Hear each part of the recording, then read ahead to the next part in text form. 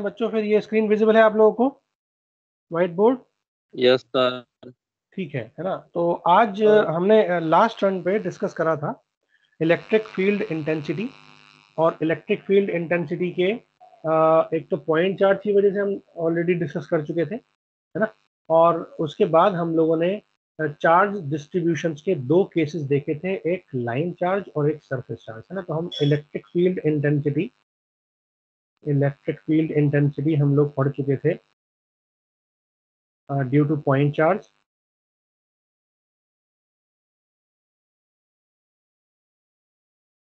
we have already discussed E vector for point charge हमने पढ़ रखा था। पॉइंट चार्ज के लिए फील्ड पता है क्या होती है?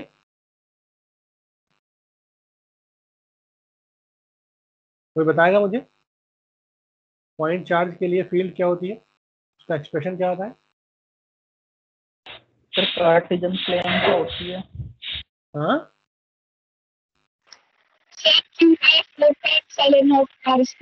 हाँ, पहले केस में यानी पॉइंट चार्ज के केस में जो मेरा E होता है that will be equals to Q, that is the charge, point charge, over 4 pi epsilon R square AR cap, है ना?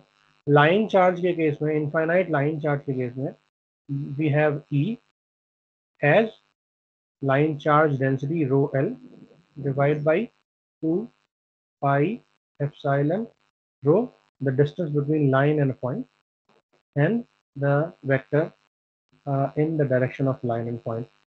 And for surface charge, the value of the electric field intensity is given by the sheet charge density or surface charge density rho S divided by 2 epsilon A n cap. an, that means n जो है ये normal है, ठीक। अब इसके अलावा जो हमारा नेक्स्ट टॉपिक है आज का, बहुत इंपॉर्टेंट टॉपिक है क्योंकि इसके ऊपर बहुत सारे क्वेश्चन बनते हैं, और पूरी यूनिट 4 इस टॉपिक और इससे मिलता जुलता टॉपिक है एक यूनिट नंबर 3 में, मैग्नेटोस्टैटिक्स में, उसके ऊपर गवर्न करती है। तो सबसे पहले हम शुरू करते हैं वो टॉपिक मैं नाम लिख देता हूँ, आपको पता होगा, हालांकि आप थोड़ा बहुत पढ़ चुके हो उसके बारे में, there is nothing very much new, but थोड़ा सा रिवीजन कराना जरूरी है उस टॉपिक का। वो टॉपिक है आपका इलेक्ट्रिक फ्लक्स डेंसिटी। सुना है आपने इसका नाम? यस सर, तो फाई से डिनोट होता है। हाँ, इसको फाई से डिनोट कर दो, लेकिन यहाँ पर हम इसको डी से डिनोट करेंगे। This is D vector. जो फाई है आपका शाई, बेसिकली इसको हम बोलेंगे ये फ्लक्स है हमारा, ठीक है? और फ्लक्स डेंसिटी मतलब flux per unit area, flux per unit area is basically D, flux density, ठीक है? और अगर मैं इलेक्ट्रिक फील्ड इंटेंसिटी और इलेक्ट्रिक फ्लक्स डेंसिटी का एक रिलेशनशिप देखूं, तो वो होता है मेरा D is equals to epsilon not E। दोनों के दोनों वेक्टर्स हैं, तो D is equals to epsilon not E, ये मेरा रिलेशनशिप है इसमें इलेक्ट्रिक फ्लक्स डेंसिटी यानी D और इलेक्ट्रिक फील्ड इंटेंसिटी यानी E के अंदर, ठीक है? तो बेसिकली है क्या, it is nothing but the flux per unit area. देखो होता क्या है, जब हम बात करते हैं फ्लक्स की या इलेक्ट्रिक फील्ड की, तो है क्या, मेरी इलेक्ट्रिक फील्ड अगर एक पॉइंट चार्ज से निकल रही है, तो उस पॉइंट चार्ज से निकल करके, है ना, सपोज वो इस पूरे स्फेरिकल सरफेस पे यूनिफॉर्मली डिस्ट्रीब्यूटेड है उसकी electric field intensity, but there may be cases कि मैं केवल और केवल इतने पोर्शन में ही इंटरेस्टेड हूँ, मुझे बाकी सारे पोर्शन में कितनी इलेक्ट्रिक फील्ड है मुझे उससे मतलब ही नहीं है। क्यों? क्योंकि जिस भी डायरेक्शन में मैं अपनी वेव्स को चेक कर रहा हूँ, वो डायरेक्शन लगभग लगभग इधर की तरफ है, that is covering almost this much of portion of the sphere. अब ऐसे केस में क्या होगा, ऐसे केस में जो ये वाला पोर्शन है, इस पोर्शन को स्टडी करने का ऐसा कोई फायदा नहीं है। क्यों? क्योंकि जब मेरा पॉइंट ऑफ ऑब्जर्वेशन है ही नहीं उस एरिया में, जिस एरिया में मैं फील्ड अननेसेसरी वेस्ट कर रहा हूँ, मेरा पॉइंट ऑफ इंटरेस्ट किधर है, इस एरिया में है फॉर एग्जांपल, है ना, यहाँ पर मैं अपनी फील्ड्स को मेजर कर रहा हूँ इतने एरिया में, ठीक है। और अगर मैं इस एरिया को देखूं तो इस एरिया का जो एंगल है पॉइंट सोर्स से वो इतना बन रहा है। लॉजिकली एक पॉइंट चार्ज से सब डायरेक्शन में इलेक्ट्रिक फील्ड पास होती है, सब डायरेक्शन में इलेक्ट्रिक फील्ड लाइंस पास होती हैं, है ना, ये आपको पता है ऑलरेडी, ठीक, क्योंकि हम ये एक्सप्रेशन ऑलरेडी देख चुके हैं। E is equals to Q divide by 4 pi R square A R cap. R क्या है, उस पॉइंट चार्ज से दूरी, डिस्टेंस, और अगर वो सेम है तो मैं डायरेक्शन चाहे कोई भी ले लूं, ए आर ये वाली ले लूं या ये वाली ले लूं या ये वाली ले लूं, किसी भी डायरेक्शन में ले लूं over the sphere, if the r distance is same then we can say that the magnitude of the field will be same throughout। तो जो E है मेरा पॉइंट चार्ज के केस में, that E is proportional to 1/r square, that means अगर मैं r same लेता हूं तो the direction is given by only the AR cap, है ना। AR कैप मतलब उस स्फीयर के अलोंग कोई भी पर्टिकुलर पॉइंट हो सकता है डायरेक्शन का। अब अगर मैं R सेम लेता हूं तो उस स्फीयर में कोई भी पॉइंट ले सकता हूं, तो मेरी फील्ड सेम होगी। अब अगर आप ध्यान से देखो तो मुझे उस पर्टिकुलर फील्ड की डेंसिटी में इंटरेस्ट है। डेंसिटी में इंटरेस्ट क्यों है, क्योंकि अगर आप इस फिगर को ध्यान से देखो, सपोज मैं क्या बोलता हूँ, मेरे पास एक क्या कहते हैं मोबाइल टावर है ना, बहुत आसान सा एग्जांपल लेता हूँ मैं। एक मोबाइल का टावर है ना, मोबाइल का टावर सपोज आपके घर के बिल्कुल सामने लग रहा है, ठीक, और आप ये एज्यूम करके चलो कि आपके घर के सामने जो टावर लग रहा है उसके पीछे की तरफ, मतलब टावर के पीछे की तरफ, ये थोड़ा सा और आगे जाओगे आप अपने घर के आगे, तो वहां पर बिल्कुल जंगल है, कोई भी इंसान वहां रहता नहीं है, ठीक है। तो मोबाइल टावर की कंपनी क्या करेगी, वो ये सोचेगी कि मैं इस पर्टिकुलर एरिया में अपनी सर्विस क्यों दूं, क्योंकि यहाँ तो कोई इंसान है ही नहीं, यहाँ किसी का घर नहीं है, यहाँ कोई रास्ता नहीं है, यहाँ पर कोई आता जाता नहीं है, तो अगर इस एरिया में मोबाइल का नेटवर्क ना भी आए तो भी चलेगा। अब अगर ऐसा है, दैट मीन्स मुझे ये पता लग गया कि अगर मोबाइल का टावर मेरा ये है ना, और सारे के सारे ये मेरा मोबाइल टावर है ना, सारे के सारे घर जो है वो इस डायरेक्शन में है, इसके इधर की तरफ है ना, इसके पीछे की तरफ जो है वो क्या है, वो एक जंगल है, यहाँ पर कोई भी इंसान नहीं रहता, किसी का भी घर नहीं है, तो this is waste of energy. अगर मैं इस एरिया में अपना रेडिएशन को भेजूंगा भी as a mobile tower operator, तो उसका कोई फायदा नहीं है, उसको कोई यूज करने वाला नहीं है, ठीक है। तो मैं क्या करूंगा, मैं अपनी सारी एनर्जी इस डायरेक्शन में ट्रांसफर करने की कोशिश करूंगा, बिकॉज इस डायरेक्शन में तो एनर्जी वेस्ट हो रही है, यहाँ पर कोई यूजर है ही नहीं। तो ऐसे केस में मेरा पॉइंट ऑफ ऑब्जर्वेशन या पॉइंट ऑफ इंटरेस्ट क्या होगा, पॉइंट ऑफ इंटरेस्ट होगा एटलीस्ट इसके एक डायरेक्शन में, पीछे की डायरेक्शन में कुछ नहीं। तो मैं कोशिश करूंगा कि जो मेरी फील्ड पूरी डायरेक्शन में जा रही थी, पीछे की तरफ भी जा रही थी और आगे की तरफ भी जा रही थी, मैं कोशिश करूंगा कि मैं केवल इतनी ही स्टडी करूं, या इतनी ही मेरी जो रेडिएशन है वो काम की हैं। 50% of the radiation are is of use, बाकी मेरे यूज के नहीं है ना। तो ऐसे केस में instead of studying the electric field intensity, मैं क्या करूंगा, मैं इलेक्ट्रिक फ्लक्स डेंसिटी को स्टडी करूंगा।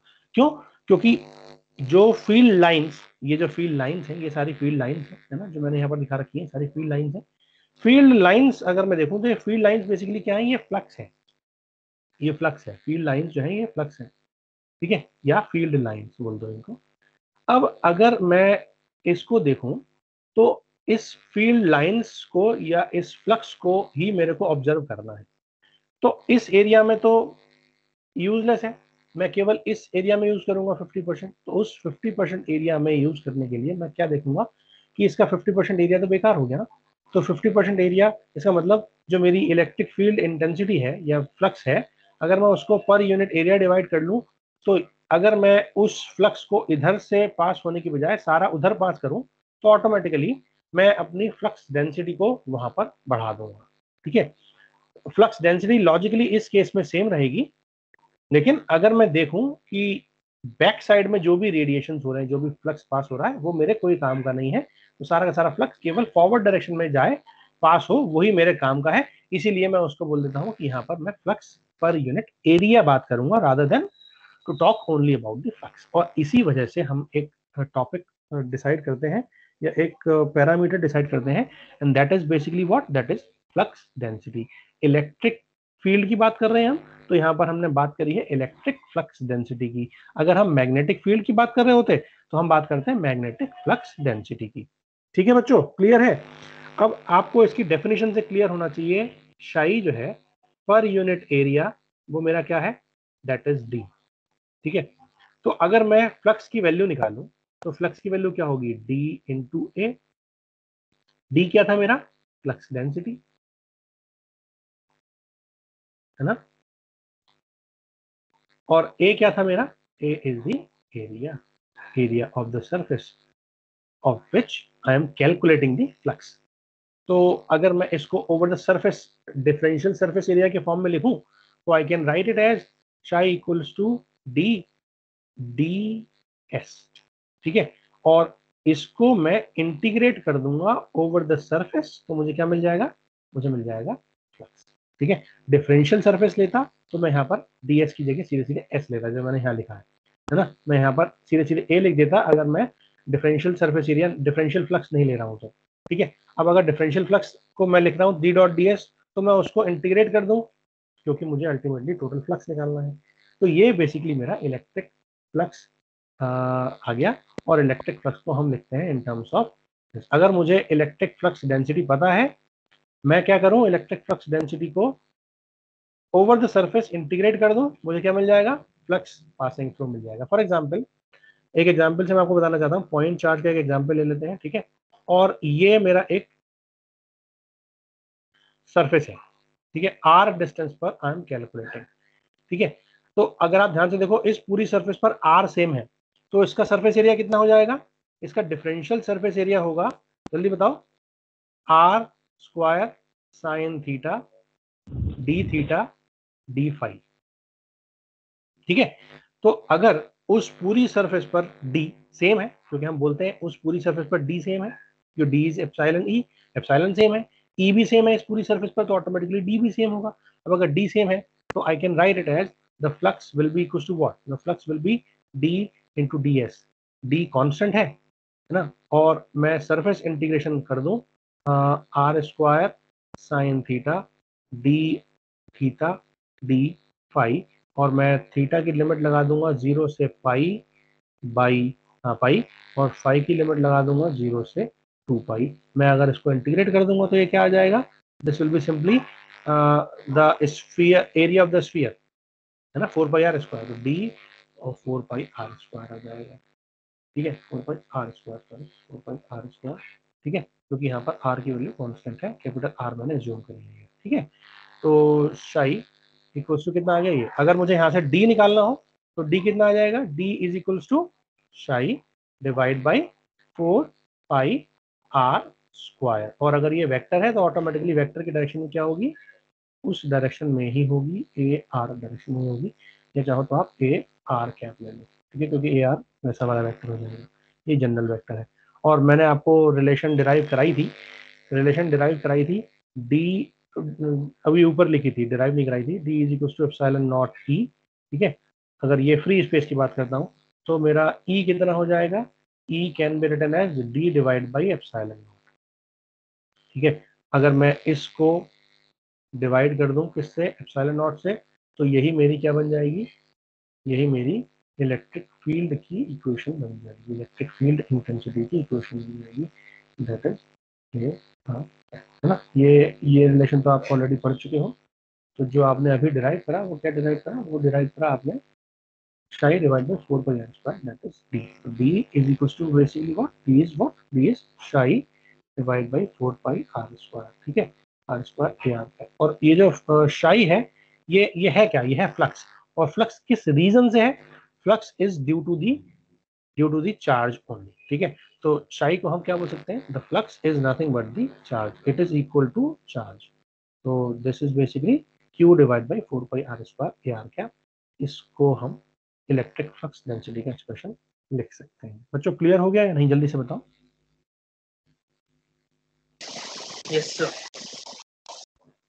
ठीक है, नाउ अब अगर मुझे हाँ, एक क्वेश्चन अगर मैं कहूँ आपसे कि एक पॉइंट चार्ज है सपोज क्वेश्चन लिख लेते हैं, एक पॉइंट चार्ज है, point charge of 5 nano Coulomb,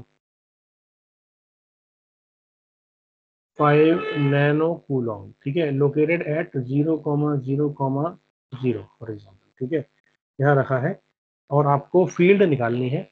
point charge रखा है पी पॉइंट पे, ठीक है, आपको फ्लक्स डेंसिटी निकालनी है, डी निकालना है एट पॉइंट क्यू, और क्यू की वैल्यू दे रखी है आपको 4,3,0, ठीक, किस पॉइंट पर आपको क्या निकालना है, डी निकालना है। तो आप क्या करोगे, सीधे सीधे you will calculate D is equals to Q divide by 4 pi r square AR, ठीक है।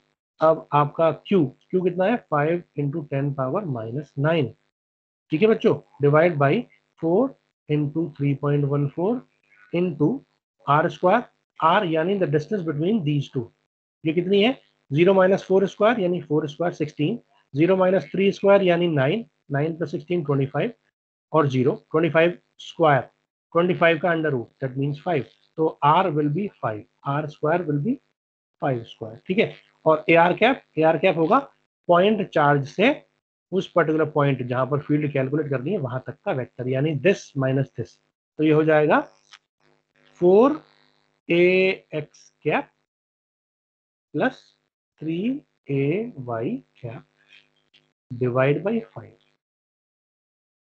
ये वेक्टर आ जाएगा और आपका ये डी की वैल्यू हो जाएगी। निकाल लोगे इसको, कैलकुलेट कर लोगे, थोड़ा सा केवल कैलकुलेशन है और कुछ नहीं है, सिंपल, बाकी सारा मैंने बता ही दिया आपको। The distance between these two point is 5, 4 square plus 3 square का अंडर रूट, है ना, और वेक्टर कितना हो जाएगा, ये मेरा स्टार्टिंग पॉइंट है, स्टार्टिंग पॉइंट, ये मेरा एंडिंग पॉइंट है ना, जहां पर मुझे फील्ड निकालनी है। तो वेक्टर निकालने के लिए मैं क्या करूंगा, वेक्टर निकालने के लिए मैं ईपी यानी end point minus start point करूंगा divide by mod absolute value, ठीक है। ये वैल्यू कितनी आई, ये वैल्यू वही आएगी जो आपका डिस्टेंस है, distance that is R, that is R, तो ये आर आपकी वैल्यू आ गई और आपका यहाँ से आंसर आ जाएगा, ठीक है बच्चों, निकाल लोगे, Yes, sir. ठीक है। नाउ नेक्स्ट टॉपिक, इसी टॉपिक, हाँ ठीक, नेक्स्ट टॉपिक जो है वो इसी टॉपिक के ऊपर बेस्ड है और उसको बोलते हैं हम मेरा गॉस लॉ, ठीक है। बहुत इंपॉर्टेंट टॉपिक है, बहुत पूछा जाता है, और fundamentally it is very important law to understand what is the relationship between the electric field intensity, electric flux density, charge and flux. This Gauss law tells us the relationship between all these four parameters, electric field intensity हो या electric flux density हो या flux हो या charge हो, ठीक है। अब इसको निकालते कैसे हैं, या ये लॉ बेसिकली होता क्या है। Gauss law states that, Gauss law ये कहता है कि अगर मेरे पास एक क्लोज्ड सरफेस है, अगर मेरे पास एक क्लोज्ड सरफेस है, ठीक है, क्लोज सरफेस मतलब जो एक वॉल्यूम भी बना रहा हो, है ना, पता है ना आपको क्लोज सरफेस क्या होती है, हम ऑलरेडी डिस्कस कर चुके हैं कि close surface is basically something which is creating a volume, ठीक है। तो अगर एक इलेक्ट्रिक फ्लक्स मुझे निकालना हो that is passing through this close surface, the flux, electric flux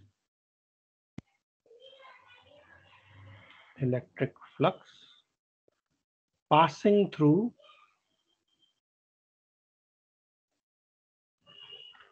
a closed surface is equal to the total charge enclosed by the surface, the total charge enclosed by the surface, ठीक है। बहुत ही आसान है, confuse नहीं होना है, बहुत ही आसान है, मैं अभी 1 मिनट में आपको बता रहा हूँ, ठीक है। ये एनक्लोज बाय द सरफेस, अब यहाँ एनक्लोज आ गया ऑटोमेटिकली, तो वो सरफेस मतलब वो एक क्लोज सरफेस टाइप की ही हो गई, ठीक है। तो आप कंफ्यूज मत होना। अगर मुझे फ्लक्स निकालना है, the flux passing through any closed surface, flux passing through, electric flux passing through यानी इलेक्ट्रिक फ्लक्स यानी psi passing through any closed surface, ठीक है, is equal to the charge enclosed, तो यहां पर हम लिखेंगे Q enclosed, ENC। Gauss law ये कहता है कि if there is a closed surface and we want to calculate the total flux passing through this closed surface, which will be equal to the total charge enclosed by the surface. Suppose मेरे पास एक ये cube या cuboid है, ठीक है। अगर आप ऐसे एज्यूम कर सकते हो कि आप अपने आप को एक चार्ज मान लो, ठीक है, और आप एक कमरे के अंदर बंद हो, उस कमरे के 4 दीवार हैं, एक फ्लोर है और एक ग्राउंड है, ठीक है, रूफ है और एक फ्लोर है, ठीक। यानी एक क्लोज सरफेस है। मैं रेक्टेंगुलर कोऑर्डिनेट सिस्टम की बात कर रहा हूं, तो रेक्टेंगुलर कोऑर्डिनेट सिस्टम में आपको समझना आसान है, ठीक है। अब आपने क्या करा, आपने एज्यूम करा कि मैं एक चार्ज हूं, ठीक। अगर मैं एक चार्ज हूं तो अगर मैं बोल रहा हूं फॉर एग्जांपल, उसको आप बोल लो कि ये मेरी फील्ड लाइंस हैं जो मैं बोल रहा हूं, ठीक। अब आप दीवार के किसी भी कोने पर कान लगा करके सुनोगे तो आपको, मतलब आप नहीं, कोई और बंदा अगर कान लगा करके सुनेगा तो वो जो आप बोल रहे हो वो उसको सुनाई देगा। इसको आप बोल सकते हो कि ये मेरी क्या है, इलेक्ट्रिक फील्ड इंटेंसिटी है, जो कि फील्ड लाइंस हैं बेसिकली, ठीक है। ये किसकी वजह से है, ये आपकी वजह से है, ठीक है। आप उस क्लोज्ड सरफेस के उस वॉल्यूम के अंदर हो, तो उस वॉल्यूम के अंदर आप हो, आप चार्ज हो। चार्ज ही बेसिकली एक रीजन है जो कि फील्ड जनरेट कर रहा है। और अगर मैं उस फील्ड को बाहर से ऑब्जर्व करना चाहूं, उस क्लोज्ड सरफेस के बाहर से, तो वो क्या होगा, बेसिकली वो होगा फ्लक्स, फील्ड लाइंस होंगी, फ्लक्स होगा, है ना। और अगर मैं उस पूरे एनक्लोज्ड सरफेस से पास होने वाली फील्ड लाइंस की बात करूं, तो वो कितनी होंगी, वो वही लाइंस होंगी जो आप बोल रहे हो, जो आप बोल रहे हो वो वही फील्ड होगी, है ना। यानी अगर आप उस रूम के अंदर हो, है ना, और केवल आप ही बोल रहे हो, क्योंकि चार्ज तो केवल आप ही हो, ठीक है, तो अगर उस लाइन, उस रूम के बाहर आवाज आएगी तो वो आवाज केवल और केवल आपकी ही होगी।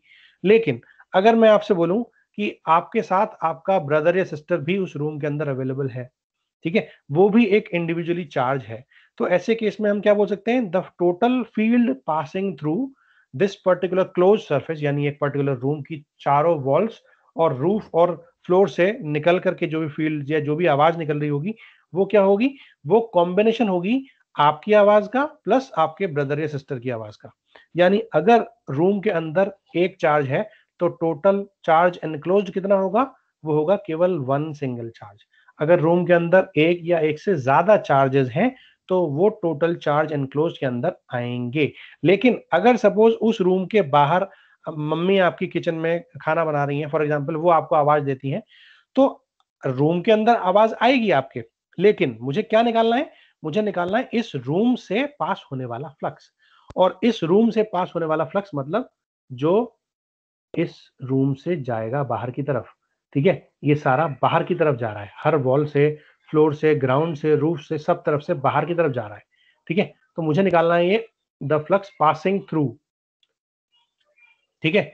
और जो आपकी मम्मी अगर सपोज आपको आवाज दे रही हैं, दैट मीन्स वो रूम के बाहर है, वो रूम के बाहर से आवाज दे रही हैं, ठीक है। तो रूम के बाहर से अगर आवाज दे रही है मतलब वो फ्लक्स में इंक्लूड नहीं होगा, ठीक है, वो चार्ज के अंदर इंक्लूड नहीं होगा, एनक्लोज्ड चार्ज के अंदर इंक्लूड नहीं होगा, ठीक है। तो डिफरेंस क्लियर हो गया। अगर एक क्लोज सरफेस लेते हो, उस क्लोज सरफेस के अंदर जितने भी चार्जेस हैं वो चार्ज एनक्लोज्ड मेरा फ्लक्स पासिंग थ्रू बताएंगे, ठीक है। वो चार्ज एनक्लोज क्या बताएंगे, वो बताएंगे कि flux passing through all the enclose surfaces, उस पूरी एनक्लोज सरफेस से कितना टोटल फ्लक्स पास हो रहा है, वो उतना ही होगा जितना कि उस पूरी सरफेस से एनक्लोज्ड चार्ज है। जल्दी से बताओ क्लियर हुआ या नहीं।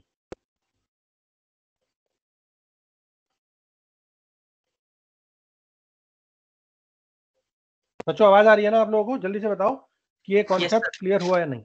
Yes, sir. Gauss law clear है, Yes, sir. ठीक है। अच्छा जरा बताओ, भूमिका बताना गॉस लॉ क्या है।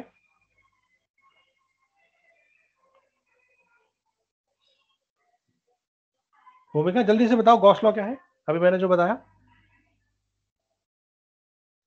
भूमिका है, हाँ, आपका नेटवर्क की प्रॉब्लम है कुछ, आपकी आवाज ब्रेक हो रही है। एनीवेज, कनिष्का आप बताना चाहोगे बेटा? Yes sir. सर बताओ। अगर हमने क्लोज सरफेस सरफेस लिया हाँ जो कि एक वॉल्यूम बना रहा है, तो ठीक है। उसके इलेक्ट्रिक फील्ड पास होगी उस क्लोज सरफेस के अंदर, वो इक्वल होगी टोटल चार्ज कितना है क्लोज सरफेस का। पाई जो होगा वो चार्ज मतलब क्यू इन क्लोज के इक्वल होगा। चार्ज एनक्लोज के इक्वल होगा। यहाँ पे आपने एक स्टेटमेंट गलत दिया, इलेक्ट्रिक फील्ड पास होगी लेकिन इलेक्ट्रिक फील्ड इक्वल टू नहीं होगी। वो इलेक्ट्रिक फील्ड हम नहीं निकाल रहे हैं, वो हम निकाल रहे हैं क्या, क्यू निकाल रहे हैं हम, या शाई निकाल रहे हैं, फ्लक्स निकाल रहे हैं, है ना। फ्लक्स और फील्ड में डिफरेंस है ना। तो वो इलेक्ट्रिक फील्ड नहीं है, बेसिकली क्या है, होगी इलेक्ट्रिक फील्ड ही पास, लेकिन अगर मैं पर यूनिट एरिया देखूंगा तो वो क्या हो जाएगा, वो मतलब फ्लक्स पर यूनिट एरिया देखूंगा तो क्या हो जाएगा, वो हो जाएगा पर यूनिट एरिया फील्ड, फ्लक्स जो है वो फील्ड हो जाएगी। ठीक है, तो मुझे पर यूनिट एरिया निकालना है, मतलब मुझे फ्लक्स निकालना है। Rather than to calculate the field, I will calculate the field later on, but मुझे अल्टीमेटली एट दिस पॉइंट मुझे क्या निकालना है, मुझे निकालना है फ्लक्स।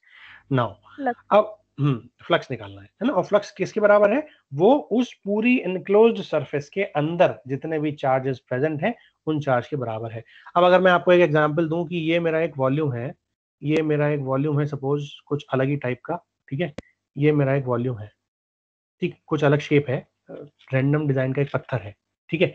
अब अगर एक चार्ज मेरा यहाँ पर है, एक चार्ज मेरा इसके अंदर है, एक चार्ज मेरा इसके अंदर है, एक चार्ज मेरा इसके अंदर है, एक चार्ज यहाँ इसके अंदर है, एक चार्ज इसके अंदर है, और ये 3 चार्ज मेरे बाहर है, ठीक है। तो चार्ज 1 2 3 4 5 6, ये 6 चार्ज अंदर है, 7 8 9 चार्ज मेरे बाहर है। तो अगर इस पूरे, ये एक क्लोज सरफेस बना रही है रैंडम, है ना, ये जो मैंने आपको ये वॉल्यूम बना कर दिया है ये क्लोज सरफेस है। अब मैं आपसे बोलूं कि अगर इसके लिए क्यू एनक्लोज की वैल्यू कितनी होगी, so Q enclose in this case will be equal to Q1 plus Q2 plus Q3 plus and so on up to Q6, क्योंकि ये 6 के 6 चार्ज मेरे अंदर है ना। और ये Q एनक्लोज्ड का पार्ट होंगे। Q7 Q8 और Q9 इस केस में एनक्लोज चार्ज का पार्ट नहीं होंगे। यानी अगर फ्लक्स मुझे निकालना है तो वो केवल और केवल इनकी चार्ज की वजह से होगा, जो चार्ज इस रूम के, इस वॉल्यूम के, इस पत्थर के अंदर है। ठीक है बच्चों, क्लियर है? इन्हीं से फ्लक्स निकलेगा, इन्हीं से फील्ड लाइंस जनरेट होंगी। क्लियर है? Yes sir.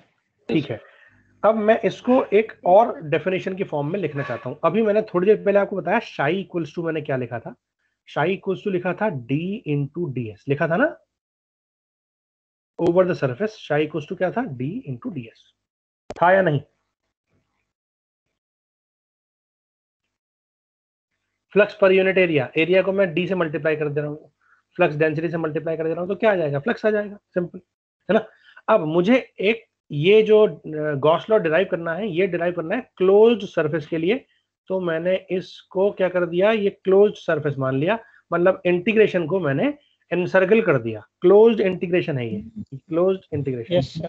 है ना। अब देखो डी वेक्टर भी डी भी एक वेक्टर है और DS भी एक वेक्टर है, और ये जो मेरा फ्लक्स है ये मेरा क्या है, ये मेरा स्केलर है ना। तो जब मैं स्केलर कर रहा हूं और दो वेक्टर है तो मेरे ऑपरेटर कौन सा होना चाहिए, ऑपरेटर होना चाहिए डॉट ऑपरेटर, डॉट प्रोडक्ट होना चाहिए, ठीक है। तो मैं इसको लिख सकता हूं closed surface integration of D dot DS, ठीक है। ये मेरा क्या हो जाएगा, ये हो जाएगा मेरा शाई के बराबर, ठीक है, क्लियर है। और इस कूलॉम, इस गॉस लॉ से हम क्या लिख सकते हैं, this psi can be equal to Q enclosed, QENC लिख सकते हैं ना। यानी अब मेरा गॉस लॉ की जो डेफिनेशन हो गई वो ये हो गई, ठीक है ना। शाई which is equals to closed surface integration of D dot DS which is equals to what, which is equals to charge enclosed, ठीक है। अब मुझे ये पता है कि यहां इस closed surface integration को I can convert it into volume integral, कर सकते हैं ना हम। क्लोज्ड सरफेस इंटीग्रेशन को हम वॉल्यूम इंटीग्रेशन में कन्वर्ट कर सकते हैं, कर सकते हैं। और कैसे करते हैं, यूजिंग डाइवर्जेंस थ्योरम। ध्यान आया कुछ? Yes sir. Closed surface integration of D dot D S is equals to कितना होता है? इज इक्वल्स टू होता है, जल्दी बताओ, del dot T, divergence of the vector field and volume integral D B. ये मैं वॉल्यूम इंटीग्रल निकाला, ठीक है, लिख सकते हैं। यानी ये जो स्टेटमेंट जो मैंने अभी इसको हाईलाइट करा, इसको, है ना, इसको मैं इसके साथ ये भी लिख सकता हूं, है ना। तो अब थोड़ा सा मॉडिफिकेशन और हो जाएगा। This psi is equals to what? Is equals to closed surface integration of D dot D S. बेटा आप म्यूट कर दो अपने आप को, जब बोल रहा हूं तभी अनम्यूट करना, ठीक है। इज इक्वल्स टू क्या हो जाएगा? ये हो जाएगा volume integral of del dot D DV, हो जाएगा ना। और इसको हम क्या बोल सकते हैं? This is nothing but the charge enclosed, बोल सकते हैं या नहीं? तो अब मेरा स्टेटमेंट जो अभी तक केवल दो पार्ट थे, शाई इक्वल टू क्यू, पिछले वाले में होगा psi equal to close surface integration of D dot D S equals to Q enclosed. और अब मैंने इसके अंदर एक ये वाली पार्ट और इंक्लूड कर दिया। क्यों? क्योंकि मैं डाइवर्जेंस थ्योरम से ये यूज कर सकता हूं, है ना। ये क्या चीज है मेरी? ये मेरी डाइवर्जेंस थ्योरम है। तो मैंने डाइवर्जेंस थ्योरम और लगा दी, और डाइवर्जेंस थ्योरम लगाने के बाद मैंने अपने फॉर्मूले में एक स्टेप और इंक्लूड कर लिया, ठीक है। अब आते हैं इसके अगले स्टेप पे, ठीक है।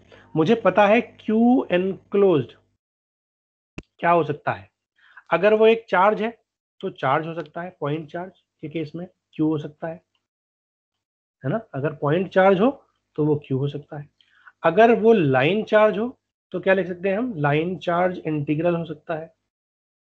अगर वो लाइन चार्ज है तो कुछ ऐसा हो सकता है ना, line integral of row L D L. अगर वो सरफेस चार्ज है तो कैसा हो सकता है? रो एस डी एस का सरफेस इंटीग्रेशन, अगर वो सरफेस चार्ज है तो, ठीक है। और अगर वो वॉल्यूम चार्ज है तो मैं लिख सकता हूं रो वी डीवी, अगर वो वॉल्यूम चार्ज है। यानी इन चारों ही केस में कोई भी केस क्यू एनक्लोज के बराबर हो सकता है। बच्चों याद आ रहा है कुछ? ये मैं आपको ऑलरेडी बता चुका हूं। Yes sir. ठीक है। क्यू अगर वो पॉइंट चार्ज है, लाइन चार्ज तो integration rho L D L, surface charge है तो integration rho S D S, और वॉल्यूम चार्ज है तो integration rho V D V. ये क्या है? ये अल्टीमेटली चार्ज ही है, चाहे वो लाइन चार्ज हो, चाहे वो सरफेस चार्ज हो, चाहे वो वॉल्यूम चार्ज हो, अल्टीमेटली क्या है? ये चार्ज ही है। अब अगर मुझे इस चार्ज को, देखो ध्यान से, इससे कंपेयर करना हो, क्योंकि यहां पर एक तो सरफेस आ रहा है, सरफेस के लिए मैं ये लिख सकता हूं, है ना, लेकिन यहां पर सरफेस इंटीग्रेशन क्लोज नहीं है तो ये नहीं लिख सकता। अब मैं किससे कंपेयर कर सकता हूं? अब मैं इससे कंपेयर कर सकता हूं, वॉल्यूम, वॉल्यूम इंटीग्रेशन ये। यानी अगर मैं इसको लिखूं, तो इस पुराने वाली इक्वेशन को इस फॉर्म में लिखूं, तो मैं ये लिख सकता हूं कि this psi is equals to कितना था? Closed surface integration of D dot D S is equals to, मैंने थोड़ी देर पहले क्या लिखा था डाइवर्जेंस थ्योरम से? डेल डॉट टी डीवी, ठीक है, इज इक्वल्स टू क्या था? Q enclosed. और क्यू एनक्लोज्ड को मैं क्या लिख सकता हूं? वॉल्यूम इंटीग्रल भी लिख सकता हूं। लिख तो मैं लाइन भी सकता हूं, सरफेस भी सकता हूं, वॉल्यूम भी सकता हूं, लेकिन वॉल्यूम लिखने के लिए फायदा है। क्यों? क्योंकि मैं इन दोनों इक्वेशंस को कंपेयर कर लूंगा। अगर मैं इन दोनों को कंपेयर करूं तो क्या मैं ये लिख सकता हूं? Volume integral of del dot D DV is equals to volume integral of volume charge density. अगर आप इन दोनों को कंपेयर करो तो इंटीग्रेशन इधर भी है, वॉल्यूम इंटीग्रेशन इधर भी है, इधर भी डीवी आ रहा है, इधर भी डीवी आ रहा है। इसका मतलब डेल डॉट डी क्या बचा? रो वी के बराबर बचा। तो del dot D is equal to क्या आया? रो वी आया। क्लियर है बच्चों? क्लियर हो गया? Yes sir, yes sir. इसको बहुत ही इंपॉर्टेंट पैरामीटर, बहुत ही इंपॉर्टेंट इक्वेशन बोलते हैं। ये मैक्सवेल ने डिराइव करा था ये रिलेशन, इसीलिए इसको मैक्सवेल्स इक्वेशन बोलते हैं। मैक्सवेल की टोटल 4 इक्वेशंस है। दिस इज इक्वेशन नंबर 1 और ये क्या है? This is the physical significance of Gauss law. Gauss law का फिजिकल सिग्निफिकेंस है मैक्सवेल्स की फर्स्ट इक्वेशन। क्लियर है बच्चों? Del dot D equal to rho V, मुझे ये निकालना है। मैं क्या कर दूंगा, मुझे वॉल्यूम चार्ज डेंसिटी पता लग जाएगी। वॉल्यूम चार्ज डेंसिटी से मुझे चार्ज निकालना है, तो I can simply integrate it along the volume. तो मुझे क्या मिल जाएगा? वॉल्यूम चार्ज डेंसिटी से मुझे क्या मिल जाएगा? टोटल चार्ज मिल जाएगा। जल्दी से बताओ ये क्लियर है या नहीं? Yes sir. तो कुल मिलाकर के Yes, sir. हमने दो चीजें देखी, एक इलेक्ट्रिक फ्लक्स डेंसिटी और Gauss law. Electric flux density क्या है? वो है flux per unit area. Flux क्या है? फ्लक्स है फील्ड लाइंस। फील्ड लाइंस को निकालने के लिए या डिनोट करने के लिए हम बोलते हैं शाई से डिनोट करते हैं, और इलेक्ट्रिक फ्लक्स को हम शाई से डिनोट करते हैं। पर यूनिट एरिया हमारा क्या हो जाएगा? फ्लक्स डेंसिटी हो जाएगी। इस डेंसिटी को लिखने के लिए मैं शाई इक्वल्स टू क्या बोल दूंगा? शाई इक्वल्स टू हो जाएगा surface integration of D dot D S, है ना। और मैंने उसके बाद क्या करा? उसके बाद मैंने गॉस लॉ लगाया। गॉस लॉ लगाने के बाद मैंने उसको, जो मैंने ऊपर वाली इक्वेशन लिखी थी psi equals to Q enclosed, ऐसे लिख सकते हैं, इक्वल्स टू क्या? Close surface integration of D dot D S is equals to what? Is equals to del dot D D V, और इसको हम लिख सकते हैं रो वी डी वी। ये भी मेरा वॉल्यूम इंटीग्रेशन है, ठीक है। ये मेरी क्या है? ये मेरी गॉस लॉ है, ठीक है। गॉस लॉ क्या था? The total flux passing through any closed surface, closed ध्यान रखना, अदरवाइज ये स्टेटमेंट इनकम्प्लीट है। If the total flux passing through any closed surface is equal to the charge enclosed by the surface. तो mathematically integration की form में हम ऐसे लिख सकते हैं, और इसी में इन दोनों को कंपेयर करके we have derived Maxwell's first equation. Maxwell की पहली इक्वेशन हमने बनाई है, मैक्सवेल्स फर्स्ट इक्वेशन हमने डिराइव करी, और वो कितनी आई? वो आई मेरी del dot D equals to rho V, ठीक है। ये मैक्सवेल्स की फर्स्ट इक्वेशन है, लेकिन मैक्सवेल्स की फर्स्ट इक्वेशन को इंटीग्रेशन की फॉर्म में ऐसे भी लिख सकते हैं, है ना। इंटीग्रेशन फॉर्म में, डिफरेंशियल फॉर्म में आप इसका डिफरेंशिएशन कर दो, तो डेल मतलब del by del X of D X plus del by del Y of D Y plus del by del Z of D Z, वो डिफरेंशिएशन फॉर्म में हो जाएगा। तो कुल मिलाकर के ये मेरी क्या हो जाएगी?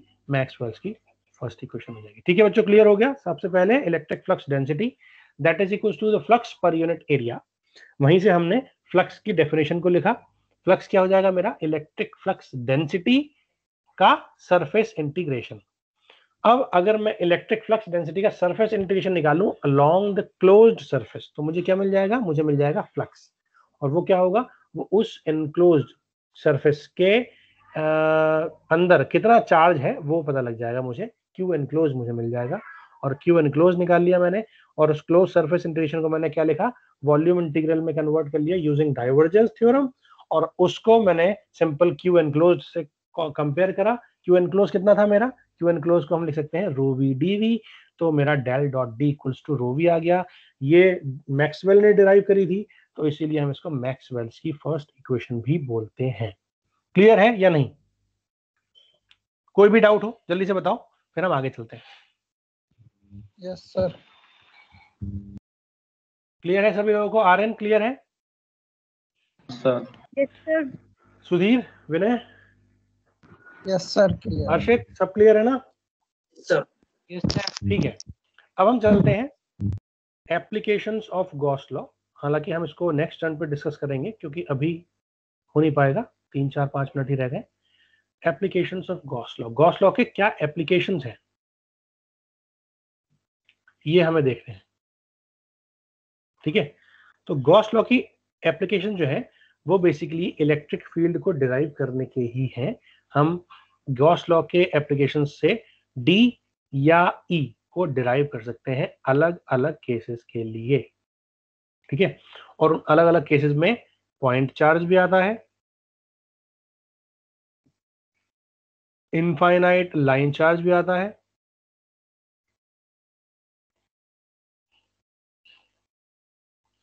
इनफाइनाइट शीट चार्ज भी आता है, और अलग अलग केसेस भी आते हैं वॉल्यूम चार्ज के। ठीक है, तो ये चारों केसेस हम पढ़ेंगे नेक्स्ट टर्न पे गॉस लॉ के एप्लीकेशंस में। गॉस लॉ के एप्लीकेशंस में एक चीज बहुत इंपॉर्टेंट है, उसको बोलते हैं गॉसियन सरफेस।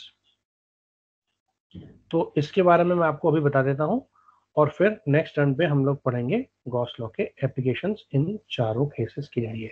गॉसियन सरफेस वो सरफेस है जहां पर हम ये बोलते हैं कि मेरा डी या ई कांस्टेंट होता है। ठीक है, उसका मैग्नीट्यूड कांस्टेंट होता है, मैग्नीट्यूड कांस्टेंट होता है। ठीक है, मैग्नीट्यूड ऑफ, यानी किसी भी सरफेस पर, कोई ऐसी सरफेस जहां पर इसका मैग्नीट्यूड कांस्टेंट हो। ठीक है, कांस्टेंट हो मतलब वो चेंज ना हो, किसी भी कोऑर्डिनेट पर डिपेंडेंट ना हो, X Y Z, rho phi Z, R theta phi या कोई भी और कोऑर्डिनेट उस पर डिपेंडेंट ना है, तो ना हो, तो उसको बोलते हैं गॉसियन सरफेस। ठीक है, अब फॉर एग्जांपल मुझे ये पता है कि मेरी ई या डी पॉइंट चार्ज के केस में, पॉइंट चार्ज के केस में किस पे डिपेंड करती है बताओ? Is proportional to 1/r²। हाँ या ना? Yes sir. पता है ना? Yes. तो अगर मैं एक पॉइंट चार्ज मान रहा हूं और उस पॉइंट चार्ज की वजह से, गॉस लॉ की वजह से फील्ड निकालना चाहता हूं, तो मैं क्या बोलूं? उसके लिए मैं एक गॉसियन सरफेस डिराइव करूंगा, और गॉसियन सरफेस वो सरफेस होगी जहां पर उस magnetic, sorry, electric flux density का मैग्नीट्यूड क्या है? कांस्टेंट है। ठीक है, और मैग्नेटिक इलेक्ट्रिक फ्लक्स डेंसिटी का मैग्नीट्यूड अगर कांस्टेंट है तो वो क्या होगा? वो तब होगा जब मैं उस पूरी सरफेस पर उस पर्टिकुलर चार्ज से कांस्टेंट डिस्टेंस पर वो सरफेस अज्यूम करके चलूंगा। ठीक है, तो आप ध्यान से देखो, मैंने एक स्फीयर बनाने की कोशिश करी है। इस पॉइंट चार्ज से, क्यू से, आप कोई भी डिस्टेंस ले लो इस सरफेस की, चाहे ये, चाहे ये, या चाहे ये, या चाहे इधर, है ना, या चाहे इधर, कहीं भी ले लो, you will always find that the distance between point charge and the surface is r, and we are not changing the r. इस सरफेस को हम क्या बोलेंगे? This will be known as Gaussian surface. ठीक है बच्चों, ये मेरी क्या होगी? Gaussian surface होगी। Gaussian surface पर हम ये बोलते हैं कि the magnitude of D, यानी इलेक्ट्रिक फ्लक्स डेंसिटी, या फिर the magnitude of electric field intensity, क्योंकि हम फ्लक्स की ही बात कर रहे हैं तो हम फ्लक्स डेंसिटी की ही बात करें तो ज्यादा बेटर है। The magnitude of D is constant, that is known as Gaussian surface.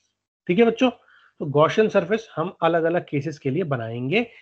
Point charge के केस में कुछ ऐसी गॉसियन सरफेस होगी, लाइन चार्ज के केस में गॉसियन सरफेस होगी इन सिलेंडर, और वॉल्यूम चार्ज के केस में गॉसियन सरफेस होगी अगेन, अगर वो वॉल्यूम की शेप में है, स्फीयर की शेप में है, हॉलो स्फीयर की शेप में है, तो भी वो स्फेरिकल शेप लेकर के चलेगा। ठीक है, तो हम जब इसके एप्लीकेशंस पढ़ेंगे वन बाय वन, तो हम एक एक करके देखेंगे बेसिकली कि वो गॉसियन सरफेस मेरी किस टाइप की बनती है। ठीक है, अब हम इसको डिराइव करेंगे तो कैसे करेंगे? ठीक है, मुझे ये पता है शाई इक्वल्स टू क्यू एनक्लोज्ड है ना, इक्वल्स टू क्या है? Close surface integration of D dot D S. ठीक है, अब देखो, मैंने क्या बोला? गॉसियन सरफेस के लिए मैंने ये बोला कि डी मेरा कांस्टेंट है। जब डी मेरा कांस्टेंट है ना, डी डॉट डी एस है, तो सबसे पहले तो मैं अगले स्टेप में क्या कर देता हूं? इसको एक स्केलर बना देता हूं, डी इंटू डी एस। क्यों? क्योंकि अगर ये मेरी स्फेरिकल शेप की गॉसियन सरफेस है ना, तो डी भी इस डायरेक्शन में होगा और डी एस भी इस डायरेक्शन में होगा, तो डी और डी एस सेम डायरेक्शन में है, तो डॉट प्रोडक्ट दोनों यूनिट वेक्टर का क्या हो जाएगा? 1। तो मैं इसको instead of writing in vector form, मैं इसको सीधे सीधे स्केलर में लिख सकता हूं। ठीक है, अब चूंकि मैग्नीट्यूड कांस्टेंट है इररिस्पेक्टिव ऑफ द कोऑर्डिनेट, तो I can take it outside from this integration. तो मैं इसको लिख सकता हूं क्या? इसको लिख सकता हूं D integration of ds, surface integration of ds, close surface integration of ds। ठीक है, और अगर आप ध्यान से देखो ये स्फीयर है, ये स्फीयर क्या है, एक क्लोज सरफेस बना रहा है। क्लोज सरफेस के लिए सरफेस एरिया कितना होता है, ये अगर r है ना, ये अगर r है तो आप मुझे बताओ, ये कैपिटल R मान लो, इसको कैपिटल R मान लो। ठीक है, तो डिफरेंशियल सरफेस एरिया कितना होगा, अगेन वही सेम जो मैंने अभी बिल्कुल स्टार्टिंग में बताया भी था, यहाँ पर थीटा और फाई दोनों चीजें चेंज हो रही हैं। सरफेस एरिया होगा r square sine theta D theta D phi. यहाँ पर r कितना है, कैपिटल R, तो मैं इसको लिख लेता हूँ d इंटू आर स्क्वायर भी थीटा और फाई से इंडिपेंडेंट है, तो इसको भी बाहर निकाल सकते हैं, तो ये हो जाएगा d इंटू आर स्क्वायर। ठीक है, इंटीग्रेशन, लिमिट लगेगी थीटा और फाई की। ठीक है, थीटा कहां से कहां तक वेरी हो रहा है, theta is varying from 0 to pi, phi is varying from 0 to 2 pi. ठीक है, और ये हो जाएगा साइन थीटा डी थीटा, ये मैं आपको डिराइव करके बता चुका हूं ना। ठीक है, साइन थीटा का होता है minus cos theta integration, minus cos theta की लिमिट रखोगे आप पाई और 0, तो ये आएगा -1 माइनस ऑफ -1 माने -2, -2 और साइन आएगा माइनस का मतलब +2, तो ये हो जाएगा 2। और फाई का इंटीग्रेशन करोगे तो ये आएगा सीधे सीधे फाई, लिमिट लगा दोगे 2 पाई माइनस 0, आ जाएगा 4 पाई। तो यहाँ आ जाएगा d into R square into 4 pi, और ये किसके बराबर आया, ये आया शाई या क्यू एनक्लोज के बराबर। ठीक है, अब अगर आप इस फिगर को देखो ध्यान से, इस पूरी सरफेस गॉसियन सरफेस के एनक्लोज्ड चार्ज कौन सा है, क्यू एनक्लोज कितना है, क्यू एनक्लोज है क्यू के बराबर। यहाँ पर क्यू एनक्लोज कितना है, इस केस में क्यू एनक्लोज कितना है, क्यू के बराबर है। ठीक है, तो ये हम कहाँ रख देंगे, ये हम इस एक्सप्रेशन में रख देंगे, क्यू एनक्लोज्ड ये जो आया ये मेरा यहाँ पर आ जाएगा। ठीक है, मैं क्या लिख सकता हूँ, psi equals to Q enclosed equals to Q equals to D into R square into 4 पाई।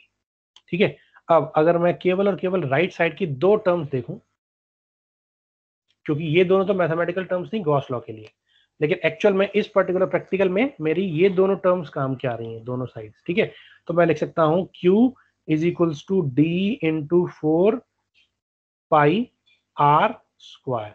तो अगर मुझे यहां से d निकालना है तो क्या मैं लिख सकता हूं, d is equals to Q divide by 4 pi R square, और ये क्या है, ये मैग्नीट्यूड है d का, क्योंकि गॉसियन सरफेस पर हमने क्या माना था, मैग्नीट्यूड कांस्टेंट होता है।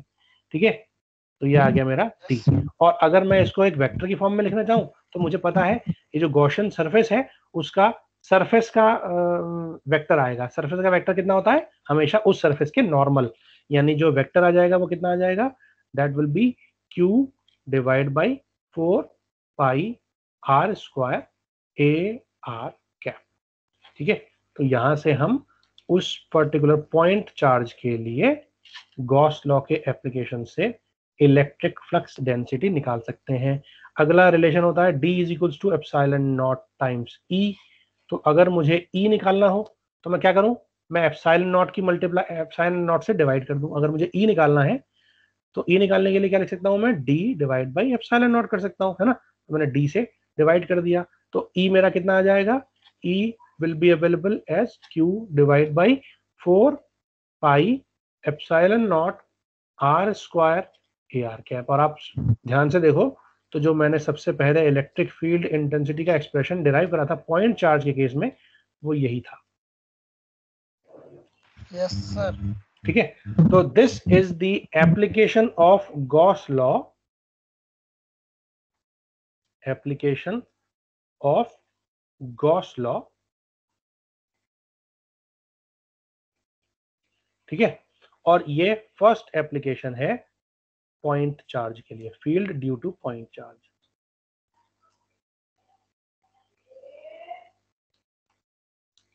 ठीक है बच्चों, अब हम नेक्स्ट लेक्चर्स में field due to line charge और field due to surface charge और field due to volume charge करेंगे। तब तक के लिए आप लोग इसके ऊपर मैं आपको 2 क्वेश्चन दूंगा, आज सैटरडे है, कल संडे, तो एक आज के लिए और एक कल के लिए। आपको गॉस लॉ और मैक्सवेल्स इक्वेशन, मैक्सवेल की पहली इक्वेशन और मेरा इलेक्ट्रिक फ्लक्स डेंसिटी। इन 3 के ऊपर मैं आपको 2 क्वेश्चन दूंगा, व्हाट्सएप पे शेयर कर दूंगा आपको, आपके ग्रुप में। आपको मुझे वो सॉल्व करके भेजना है, एक क्वेश्चन आज और एक क्वेश्चन कल। ठीक है बच्चों, क्लियर है? Yes sir.